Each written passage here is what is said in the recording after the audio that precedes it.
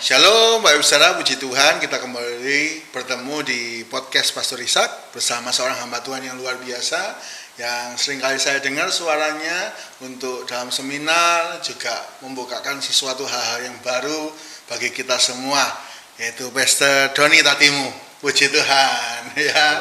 Terima kasih sudah hadir di podcast. Terima kasih diundang. Puji Tuhan. Kita hari ini membahas sesuatu yang menarik yang lagi happening, yaitu tentang vaksin. Vaksin COVID ya. Menurut Ko Doni sebelumnya ini ya, COVID ini adalah serangan dari setan atau hukuman dari Tuhan. Nah, ini seringkali orang itu kan bimbang ini, takut, bingung ya. Bukan dari setan, bukan dari Tuhan, dari manusia. Gini, buat saya gini, menarik karena kita bicara firman Tuhan. Ya. Saya menarik 2 Tawarik 7 ayat 13. Ayat 14 biasanya terkenal, apabila umatku atas namaku merendahkan diri, berbalik dari jalan mujizat. Tapi ayat 13 dia berkata begini, apabila aku menutup langit sehingga tidak ada hujan, apabila aku memberikan sampar kepadamu, apabila aku mendatangkan kekeringan sehingga tidak ada tuaian. Menarik kalau dari ayat 13, 2 Tawarik 7 ayat 13, ketika ditanya, kalau begitu ketika terjadi kekeringan, penyebabnya siapa? Menarik 2 Tawarik 7:13 berkata, apabila aku menutup langit sehingga tidak ada hujan. Ya jawabannya Tuhan. Apabila terjadi penyakit sampar hari itu di Israel, maka pertanyaannya adalah siapa penyebabnya? Ya. Jawabannya 2 Tawarik 7:13, Tuhan. Bila aku memberikan. Saya percaya ketika terjadi COVID, saya harus mengatakan bahwa penyebabnya Tuhan.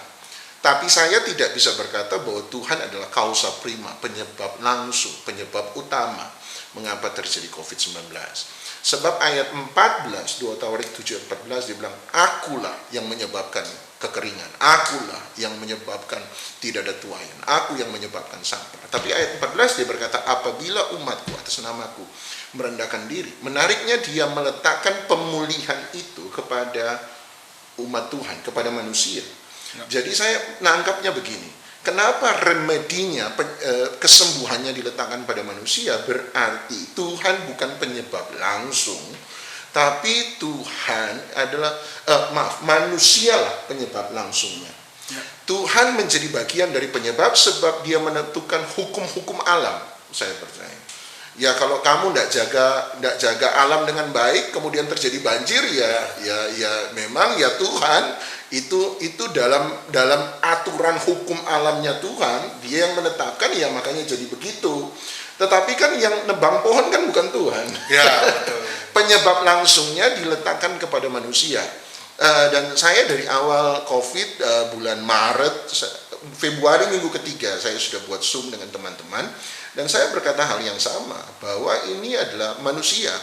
Makanya kita yang harus bertobat, kita yang harus berubah, bukan Tuhan yang bertobat. Tuhan tidak perlu bertobat, dia selalu benar. Kitalah yang harus berubah.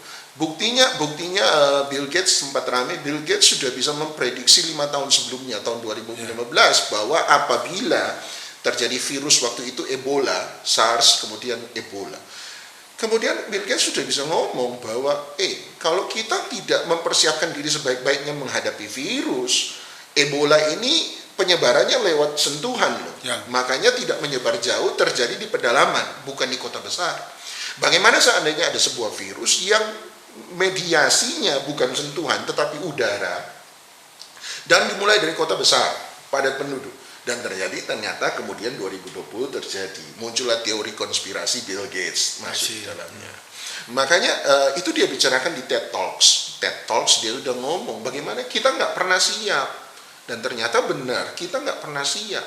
Dia ingatkan SARS itu mediasinya lewat makanan. Kalau kamu makan unggas itu ayam yang sudah terinfeksi oleh virus, kamu akan kena.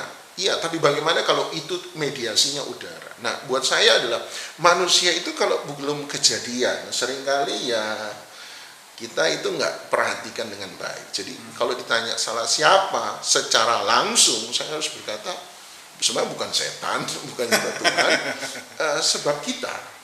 Manusia. Sebab kita.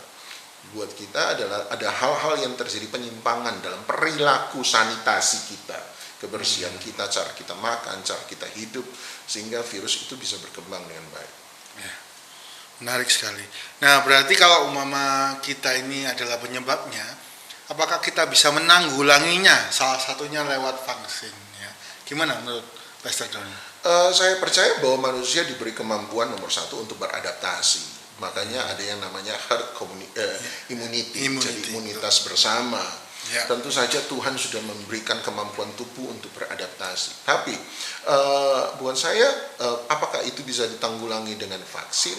Vaksin hanya memberi cara kepada kita, di mana kita bisa kembali lagi beraktivitas dengan sedikit lebih bebas daripada hari-hari ini ketika vaksin belum ada. Ya. Apakah vaksin menjadi solusi dari sebuah persoalan? Saya pikir bukan. Tentu saja ada banyak hal yang harus dikerjakan, lakukan. Pandemi hari ini bukan hanya bicara pandemi kesehatan, tetapi bagaimana sudah mengalami resesi ekonomi dan itu global. Bukan hanya itu, resesi, depresi juga menjadi sangat besar. Ada banyak orang mati sebab depresi, ada banyak orang bunuh diri sebab depresi, ada banyak orang yang hidup dalam ketakutan. Jadi buat saya ada banyak hal yang harus kita kerjakan. Vaksin hanyalah satu cara, secara sanitasi, secara kesehatan, kebersihan, di mana kita bisa beraktivitas dengan sedikit lebih bebas. Sehingga ekonomi perlahan-lahan bisa dipulihkan dan sebagainya. Jadi bukan satu-satunya solusi, tapi mungkin bagian dari serangkaian solusi yang diharapkan bisa terjadi.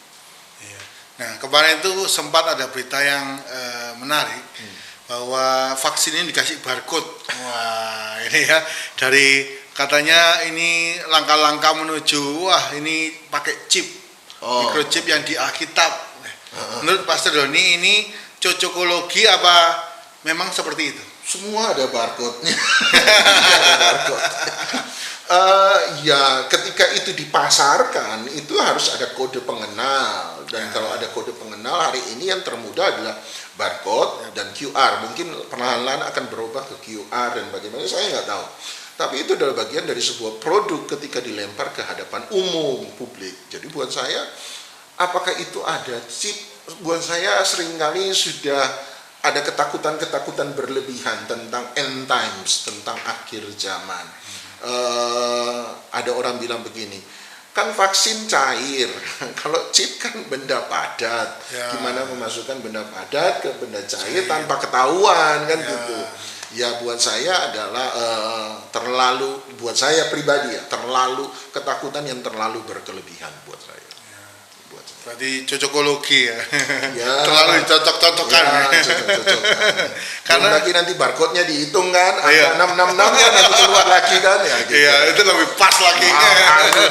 Corona aja sudah ada 666 kan, Corona CORONA 6 huruf. Kemudian nilainya C3O berapa dihitung 66, jadi 6 huruf tambah 66 cocok lah 666 kan gitu. Ini kalau bahasanya ilmu gaduk ya. Gatomologi, cocokologi, sudah temannya semua itu. Ya kita suka dengan teori konspirasi sih soalnya. Saya sih senang-senangnya begini, jemaat kalau begitu udah ketakutan. Kalau udah ketakutan, dekat sama Tuhan. Tuhan Yesus mau datang. Udah dampak positif ya. Saya sih senang-senang aja dalam arti ya. Tapi kalau ditanyakan ke saya bilang terlalu berlebihan. Ya, puji Tuhan, jawaban yang luar biasa ya. Jadi itu cocokologi ya, barcode itu memang di vaksinnya, bukan di dalamnya. Ya, bukan. Betul ya. Nah, menurut Doni bagaimana kalau ada orang bimbang gitu ya? Oh, enaknya vaksin apa tidak ya? Ada yang vaksin, ada yang tidak. Menurut Doni, saran Doni bagaimana? Tanyalah kepada orang yang tahu. Jangan coba menjelaskan sesuatu yang bahkan kita tidak tahu, atau mendengar penjelasan dari orang yang sama sekali tidak tahu. Buat saya punya rekan-rekan dokter, saya punya teman-teman dokter. Hal pertama yang saya tanya kepada mereka adalah bagaimana pendapatmu tentang vaksin, sebab ada merek yang berbeda-beda, dan ternyata ada teknologi yang berbeda-beda.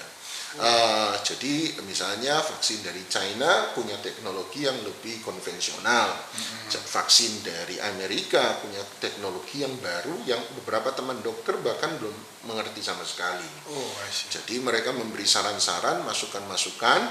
Saya bertanya pada mereka, saran dan masukan yang mereka berikan membuat saya mengambil keputusan, oh ya, seandainya saya divaksin, saya sudah tahu vaksin yang mana yang akan saya ambil, vaksin mana yang saya tidak akan ambil, berdasarkan pemikiran-pemikiran dari mereka yang tahu. Jadi buat saya, tanyalah kepada mereka yang tahu dan bukan pada mereka yang tidak tahu, gitu. Kan aneh kalau saya pendeta menjelaskan vaksinasinya bagaimana, caranya bagaimana, tanpa pengetahuan yang lengkap, gitu loh. Jadi saya bertanya pada teman-teman dokter dan mereka mengkonfirmasi apa yang saya tanyakan, ya saya bisa ngambil keputusan. Ya. Gitu. Berhubungan dengan tadi pendeta menjelaskan, seringkali ada yang berkata, oh saya nggak mau vaksin, saya sudah divaksin sama darah Yesus.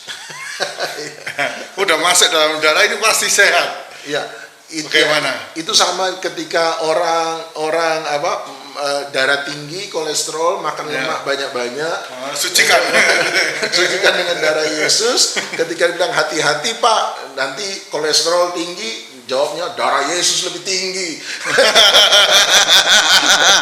Hati-hati Pak, darah tinggi Pak, nanti naik. Oh Pak, darah Yesus lebih tinggi. Dan kemudian terjadi ketika sesuatu yang salah dalam kita, siapa yang kemudian kita salahkan? Gitu. Saya punya rekan yang banyak bergerak di situ, Pak Yohanes Sunardi, kan dia berkata bahwa Yesus sanggup menyembuhkan, Yesus sanggup menyembuhkan. Tapi kondisimu hari ini adalah akibat dari apa yang perilakumu di hari-hari kemarin.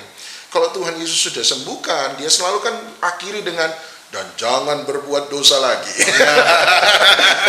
Yohanes Sunardi, Pak Yo akan jawab sama. Waktu itu dia jawab, ya kalau Tuhan Yesus sudah sembuhkan, janganlah berbuat dosa lagi. Artinya jangan kembali pada tabiatmu yang lama.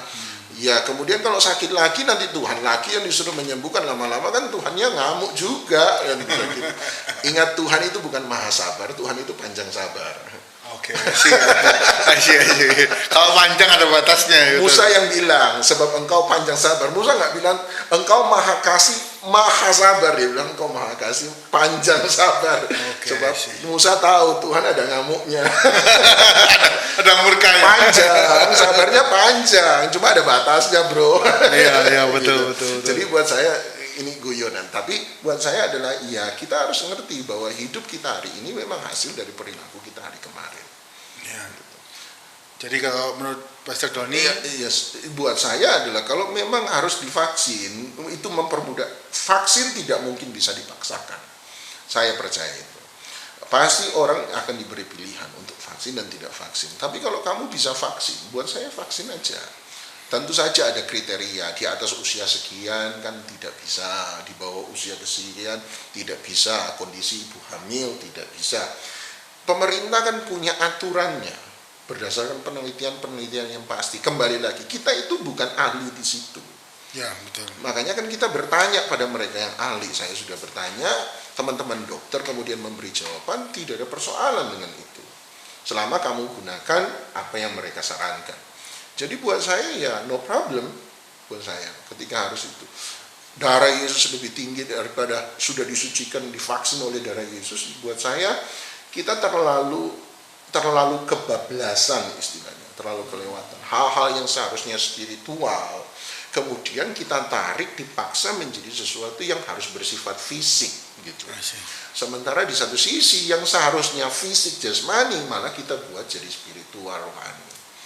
Misalnya kata sempurna kan dalam arti sesungguhnya sempurna, tapi tiba-tiba kita jadikan itu menjadi sesuatu yang sangat super spiritual, sehingga oh ya yang penting kita begini, sehingga kita gagal meraih apa yang Alkitab coba ajarkan pada kita. Kita selalu punya alasan, kalau lagi nggak suka ada ayat kan selalu ada, saya tahu. Ayat makan madu ada. Ayat yang melarang terlalu banyak makan madu juga ada. Betul, ya. Dan ditulis di buku yang sama. Enggak apa, timbangan curang kata Amsal, itu kejahatan di mata Tuhan. Tiba-tiba dia berkata, pemberian yang diam-diam itu nyogok. Iya, iya, iya. Anda lihat, jadi ayat dipakai, orang bisa pakai ayat apa saja, dikeluarkan dari konteks, kemudian memakai ayat itu untuk apa saja yang dia mau gitu. Suruh baca banyak ayat, belajar Alkitab, nanti pakai yang pekotbah, banyak belajar melelahkan Ya, tubuh. betul. Ada ayat. Iya, iya, iya. Jadi seharusnya kita memang belajar ayat, belajar kebenaran firman itu holistik, betul ya, Mas? Ya, kita menempatkan pada konteksnya kalau istilah kita, Ya, meletakkan ya, pada konteksnya. Jadi jangan dilepaskan dari konteks. Ya. Kalau dilepaskan jadi konteks, ya itu tadi, ayat itu bisa dipakai untuk apa saja. Iya, iya, betul, betul. Jadi konteksnya harus tepat, pemakainya harus sesuai. Betul, Nah, betul. nah, menurut Pastor Doni, bagaimana COVID ini mempengaruhi gereja sekarang?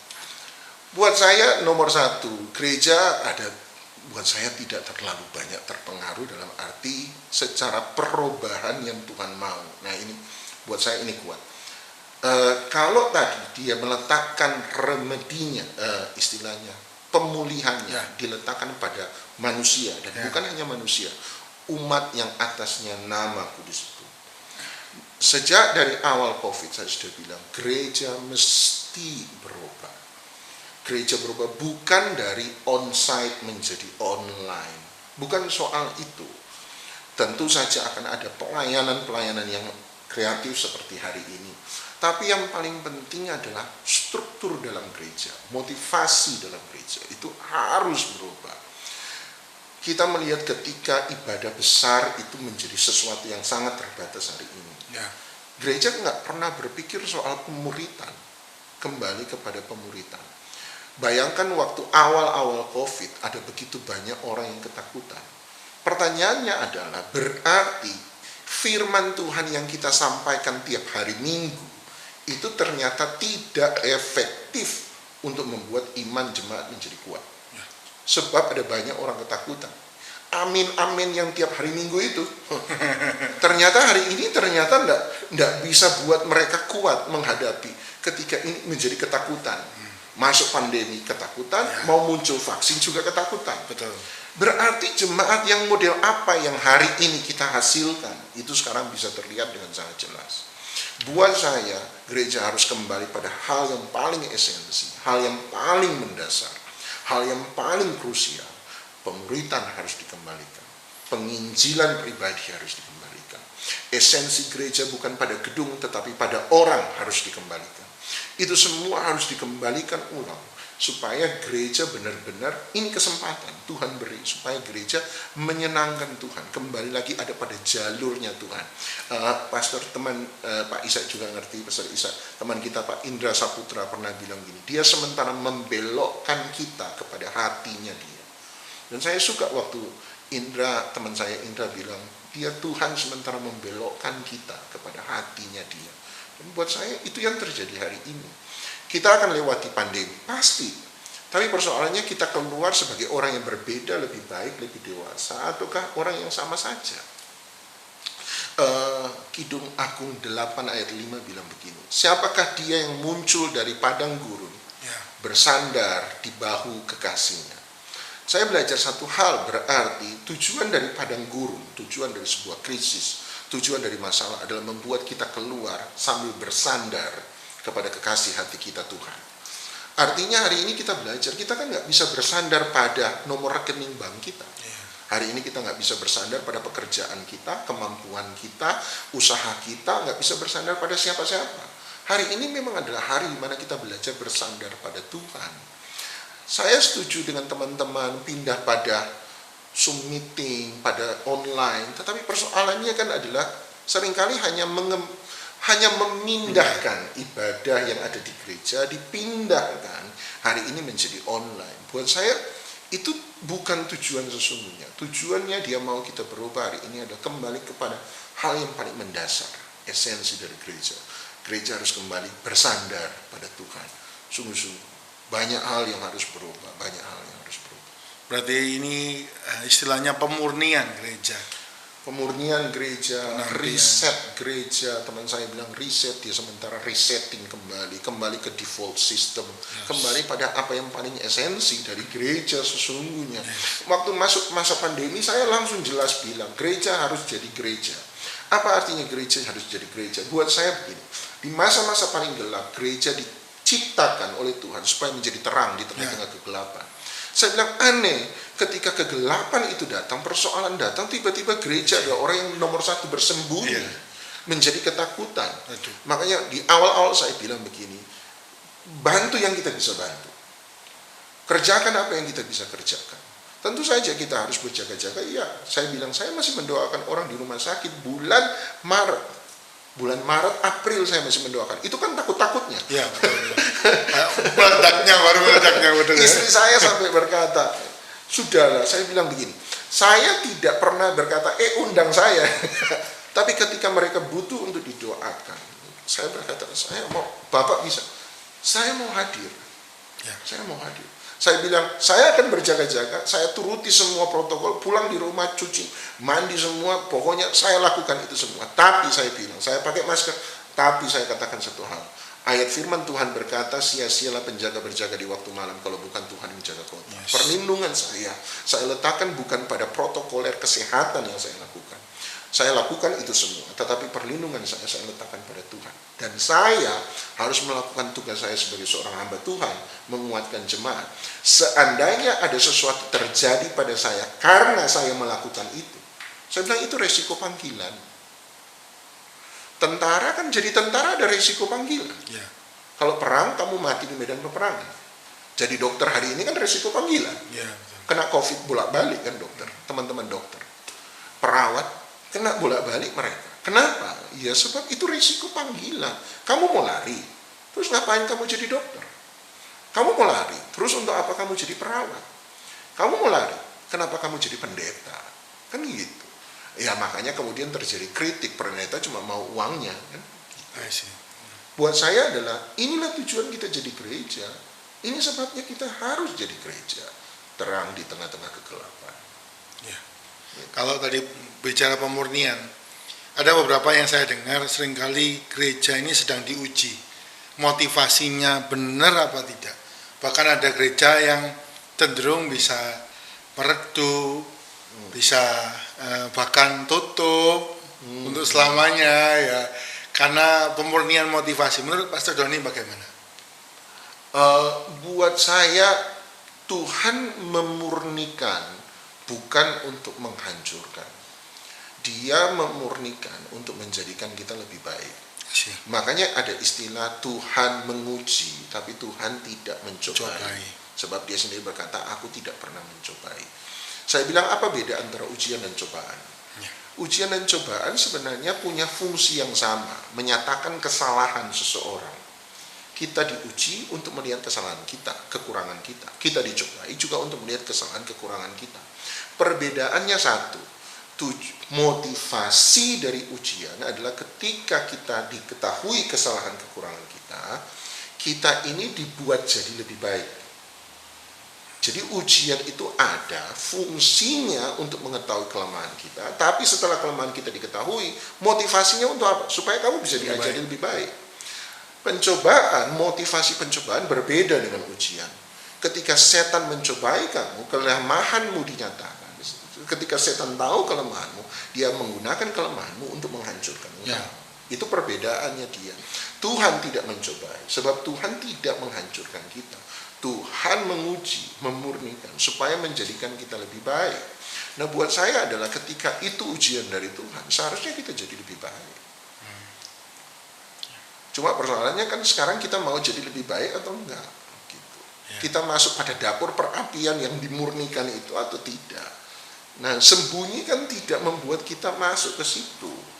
Menghindari itu tidak membuat kita masuk ke situ. Buat saya adalah jalani saja hal-hal ini. Jalani, tapi kita harus jadi lebih baik. Kalau enggak ya sama aja bohong.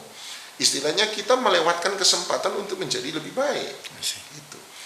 Hari ini semoga selesai masa pandemi ini, sudah bisa beraktivitas normal, ada immunity. Saya berharap gereja menjadi lebih baik. Kalau kembali lagi kepada pola pikir yang lama, ya saya bilang sayang. Jadi ini seperti momentum di mana kita riset kembali, bangun sesuatu yang lebih bagus, yang lebih berkenan sama Tuhan. Ya, setuju. Kembali pada membangun esensi. Bukan lagi sebab gedung kan nggak bisa dibangun hari ini. Kita nggak bisa menambah fasilitas hari ini. Ngapain kamu menambah fasilitas? Sementara berpindah pada online. Ya.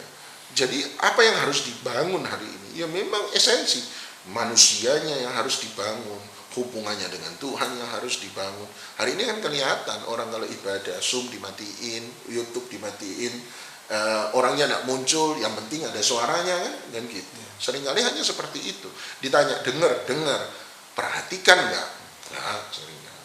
Seakan-akan kan hampir tidak ada bedanya. Buat saya sayang, sangat sayang. Ini kesempatan yang sangat baik untuk kita menjadi lebih baik. Puji Tuhan. Biarlah ini jadi berkat buat kita semua. Kita harus jadi lebih baik. Ya. Kembali ke vaksin. Kita akan ada rapid question. Nah, jadi yang pertama, apakah COVID ini tanda kiamat atau mendekati kiamat? Nah, tanda manusia banyak salahnya. Nah, kalau manusia banyak salahnya itu mendekati kiamat ya berarti. Dari dulu sudah ada virus, dari dulu sudah ada penyakit. Ya. Nah, penyakit yang mana yang menjadi tanda kiamat? Buat saya adalah hari ini akan ada banyak pengulangan selama Tuhan belum datang, saya nggak tahu. Padahal sebab Tuhan sudah jelas-jelas berkata, nggak ada seorang pun yang tahu. Ya makin dekat, mungkin saja makin dekat. Tentu saja semua makin dekat gitu ya. Ya. Tapi kapan, saya juga nggak tahu. Apakah sebentar, saya juga nggak tahu. Apa masih lama, saya juga nggak tahu. Buat saya adalah manusia harus ada banyak kesamaan dan manusia harus berubah. Hari ini adalah hari mendekatkan diri pada Tuhan. Saya setuju dengan jawabannya Pak Gilbert. Kapan Tuhan datang nggak perlu tahu. Yang penting hidup kita benar. Soal dia datang kapan, diangkat, ditinggal, dibiarkan, dipelihara, pokoknya dekat dengan Tuhan. Yang terbaik yang akan kita terima. Amin. Yes. Jadi jangan nanti udah vaksin, sudah dekat-dekat, ini chips ini. Wah, udah cari Tuhan. Nanti kalau udah lewat begini, balik lagi. Ya itu balik lagi. Gak ada yang berubah. Yang kedua, bersedia divaksin apa tidak? Bersedia. Untuk kasus, untuk termin yang saya sudah tahu. Misalnya saya ngerti, saya pilih vaksin yang ini, tapi bersedia. Okay. Vaksin yang ini saya akan bersedia. No problem. Luar biasa. Yang ketiga, COVID ini settingan global apa memang penyakit? Yakin Mas Doni ya. Tadi openingnya sudah menyinggung ke sana tadi. Ya, buat saya selama teori konspirasi tidak terbukti, saya nggak bisa ngomong apa-apa kan. Gitu ya. Tentu saja ada hasil dari penemuan manusia. Misalnya, kita juga tahu bahwa COVID hari ini mengalami mutasi. Ya. Betul. Ketika terjadi kekebalan tubuh mulai bertambah, ada beberapa orang daya tahan diperkuat, dan hasil dari daya tahan seseorang diperkuat, maka virus itu akan bermutasi. Okay. Nah, pertanyaannya siapa yang mutasi kan? Nggak tahu. Jadi oleh sebab itu buat saya ya sama. SARS bolak-balik juga mengalami mutasi, HIV/AIDS juga bolak-balik mengalami mutasi.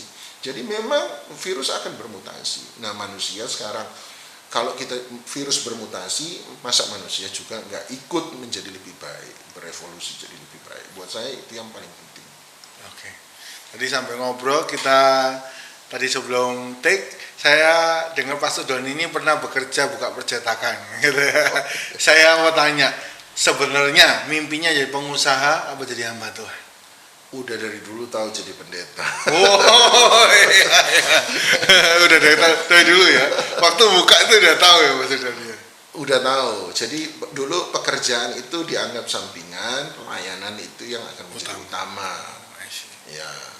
Untuk tadi saya katakan untuk menghindari kesan kejar setoran. Ya. Sebab nggak enak pendeta kalau dikesanin terima banyak kesan kejar setoran.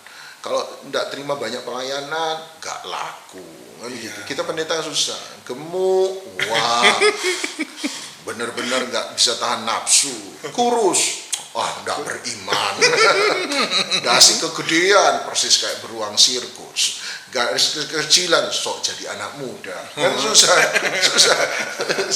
jadi pendeta. Gitu ya. Kalau Pastor Doni ngadepi semua kritik itu bagaimana? Saya termasuk orang yang cukup mendengarkan sebenarnya karena introvert. Jadi cukup sensitif dengan kritik orang. Tapi hari ini saya belajar Saya belajar bukan menghindari kritik, bukan menolak kritik. Saya belajar untuk menerima kritik terutama dari teman-teman yang mengerti siapa saya. Jadi mereka yang mengerti siapa saya, tentu saja mereka akan tahu kenapa saya melakukan sesuatu. Ya. Nah, apabila mereka tahu saya sudah membelok, misalnya, maka mereka akan menegur saya. Misalnya, saya jarang pelayanan berdua dengan istri, misalnya. Orang yang tidak mengerti saya, kok kemana-mana sendirian, Pak? Ya. Nah, kan kesannya jadi tidak bagus, Pak. Tapi bagi teman-teman yang ngerti rumah tangga saya, ngerti siapa istri saya, kenal siapa istri, mereka tahu keadaan rumah tangga saya, mereka tidak terlalu mempermasalahkan. Mereka berkata, kami tahu kok bahwa hubunganmu dengan istri baik, gitu. Kenapa istrimu memilih sementara tinggal di rumah, membesarkan anak, sebab bapaknya banyak pelayanan keluar, perlu ada orang tua untuk di dalam yang tetap akan menjaga anak dan mereka harus besar dengan orang tua. Jadi ada prinsip-prinsip yang mereka, oh saya tahu kok istrimu, jadi saya ngerti kok hubunganmu. Jadi saya akan menerima kritik dari mereka. Tentu saja kritik dari orang lain tetap saya akan dengarkan. Tetapi yang saya akan masukkan ke dalam hati saya, pikiran saya, bukan kritik dari orang yang tidak mengerti siapa saya, tetapi kritik dari orang yang benar-benar mengerti siapa saya. Saya belajar punya prinsip gini, kalau kita ini hidup dari pujian orang lain, maka kita akan mati karena kritikan orang lain. Jadi kalau kita hidup dari pujian orang, apalagi hari ini kan zaman like. Ya, sih. Oh ya, jangan lupa like, subscribe. Kalau pendeta senior nggak ngomong gini ya. Iya, betul. Like dan subscribe Pastor Isa broadcast Podcast. Ya. Kita hidup dari like, sekarang zaman like gitu. Orang seakan-akan tanpa sadar mulai tergantung hidup pada pujian orang lain. Kita pernah dengar beberapa waktu yang lalu anak bunuh diri hanya karena ada komen yang kejam. Ada artis-artis yang menjadi depresi sebab komen netizen yang kejam.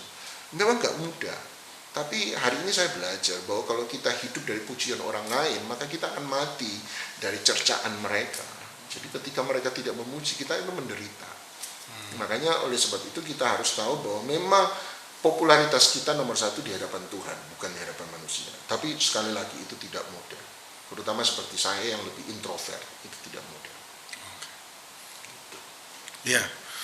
Kalau seumpama kita nggak hidup dari pujian orang lain, attention orang lain, apa yang value paling tinggi, yaitu di hadapan Allah. Kira-kira seperti apa yang Pastor Doni rasakan? Fokusnya. Dalam hubungan kita dengan orang lain, tentu saja saya sekedar menambahkan bahwa dalam hubungan kita dengan orang lain, tentu saja kita harus punya komunitas yang akan menjaga kita. Oleh sebab itu, saya tetap mendengar kritikan orang lain, tapi terutama kritikan mereka yang dekat dengan saya, mengerti siapa saya. Tapi nomor satu, sekali lagi, memang nomor satu itu ada di hadapan Tuhan. Value terbesar saya di hadapan Tuhan adalah love. Tuhan itu kasih, oleh sebab itu pendekatan saya dengan Tuhan adalah Tuhan, saya mendekati dia dengan kasih. Sebab dia mengasihi saya harus mengasihi dia. Dan nomor satu, dasar dari segala sesuatu yang Tuhan kerjakan, lakukan adalah kasih. Buat saya itu nomor satu. Saya percaya Tuhan bukan karena Tuhan maha kuasa. Tuhan memang maha kuasa. Tapi saya percaya pada Tuhan nomor satu, sebab saya tahu dia baik. Kebaikan Tuhanlah yang membuat saya membangun hubungan dengan dia. Misalnya ada seorang perempuan ya turun dari mobil masuk restoran atau supermarket, tiba-tiba ada laki-laki datang berlutut di hadapan dia dan berkata, aku cinta padamu, cinta pandangan pertama, will you marry me? Itu kan gila. Sebab kenapa kalau sampai dibilang ya? Kenapa? Sebab perempuan itu kan tidak mengenal siapa kamu. Seandainya orang itu kaya, dia kaya, benar-benar kaya, anaknya konglomerat tingkat 10 misalnya. Tapi kan walaupun kamu kaya, tapi kamu suka mukul orang, belum tentu kan dia mau jadi istri laki-laki seperti itu. Berarti yang membuat dia membangun hubungan, mengikatkan diri dengan pria itu bukan karena kekayaannya, bukan karena dia maha kuasa, tetapi karena kebaikan pria itu terhadap dia. Jadi sama dengan Tuhan, kita membangun hubungan bukan karena Tuhan maha kuasa. Tuhan memang maha kuasa, tapi kita membangun hubungan dengan Tuhan sebab kita tahu Tuhan mencintai kita. Value nomor satu selalu adalah love buat saya. Ya, ini pesan penting bagi setiap yang mendengar. Ya, kita bangun hubungan kita karena Tuhan sangat mengasihi kita semua. Puji Tuhan. Pastor Doni, kalau menurut Pastor Doni, rapid question, pandemi ini cepat berakhir apa lama berakhir? Virus akan tetap ada, cuma kita akan menemukan cara untuk beradaptasi dengan itu. Pandeminya perkiraan saya nggak tahu, mungkin sampai tahun depan. Jadi nggak tahu lama atau cepat. Setahun kira-kira. Kalau lihat dari penyebaran vaksinasi ya dari bulan April untuk masyarakat umum dari April 2021 sampai Maret 2022. Jadi sampai tahun depan. Yang paling penting kan ekonomi. Hari ini. Ya. Mungkin itu rapid question hari ini. Yang paling penting hari ini bagi teman-teman yang mungkin galau sama vaksin ini. Apa pesan Pastor Doni? Bertanyalah pada mereka yang mengerti, dan kalau Anda sudah bertanya pada yang mengerti, saya tahu Anda akan mendapatkan jawaban sama seperti saya mendapatkan jawaban. Jadi kalau Anda sudah dapat jawaban, nggak usah takut lagi. Saya percaya pemerintah kita masih baik, nggak ada niat untuk membunuh seluruh rakyatnya, enggak, atau berpikir bahwa presiden juga udah divaksin kok. Jadi buat saya no problem. Ya, berarti kuncinya adalah kita harus mengerti, mengetahui dari yang ahli. Juga kita sudah belajar juga kebenaran firman bahwa nggak ada hubungannya sama chip, ya, antikris ya. Dan untuk kiamat kita semua nggak tahu kapan itu terjadi. Ayo kita semua siap untuk kedatangan Tuhan bagi yang personal maupun bagi seluruh dunia. Puji Tuhan. Semoga semua yang kita bicarakan hari ini menjadi jawaban dan berkat. Mari sama-sama kita tutup dengan berdoa. Mari kita berdoa. Bapa, kami datang kepadamu bersama hamba-Mu, Pastor Doni, juga bersama semua yang mendengar kami berbicara hari ini. Biarlah semua kebenaran Allah yang sudah diucapkan, dan biarlah kami semua boleh menjadi jawaban bagi siapa yang mendengar. Kami berdoa untuk semua yang di rumah sedang ketakutan atau kekhawatiran. Kiranya damai sejahtera Allah menjamah hati kami. Biarlah kami tidak takut lagi, tapi tumbuh iman dan khususnya pengenalan yang benar semakin bertumbuh sehingga kami dewasa rohani dan kami jadi terang bagi sesama kami. Terima kasih, kami berdoa untuk seluruh yang mendengar. Mungkin ada yang sakit, Tuhan jamah, Tuhan sembuhkan dalam nama Tuhan Yesus. Berikan kesembuhan yang ilahi dan biarlah hidup kami memuliakan Allah. Terima kasih Tuhan. Kami bersyukur untuk semua yang baik daripada Tuhan. Hamba berdoa juga untuk Pastor Doni sebagai pembicara. Engkau berkati secara luar biasa keluarganya, pelayanan yang khususnya memuliakan nama Tuhan. Semua yang dibangun untuk kerajaan sorga, bukunya juga yang akan sedang ditulis, Tuhan berkati menjadi berkat bagi banyak orang. Terima kasih Tuhan. Di dalam nama Tuhan Yesus kami doa ucap syukur. Haleluya. Amin. Puji Tuhan, kita sampai di penghujung dari podcast Pastor Ishak. Terima kasih sekali Pastor Doni sudah mau diundang. Bagi Bapak Ibu Saudara yang diberkati, silakan tinggalkan like, boleh ya like ya Pastor Doni. Boleh subscribe, juga boleh komen. Nah, mungkin pertanyaan apa yang ingin kira-kira dijawab selanjutnya masih ada dalam benak, karena memang podcast ini ada supaya jadi berkat dan jawaban bagi semua yang mendengar. Sampai jumpa dalam kesempatan berikutnya. Tuhan Yesus memberkati kita semua. Shalom.